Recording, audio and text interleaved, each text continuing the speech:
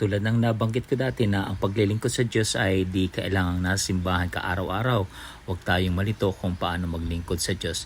Ito ang tatlong personal na karanasan kong nais kong ibahagi sa inyo. Una, kapag ikaw ay nagiging mabuti sa lahat ng tao, lalo pat binabahagi mo at ipinapakita ang salita ng Diyos na hindi mo nga kailangan magsalita sa harapan nila. Bagkus na-appreciate pa nila kung pinapakinggan sila. Pangalawa, kapag ikaw ay nagbibigay ng tithes and offering na bukal sa iyong kalooban, mahan mo na rin ng sipag at tiyaga at matapat sa trabaho.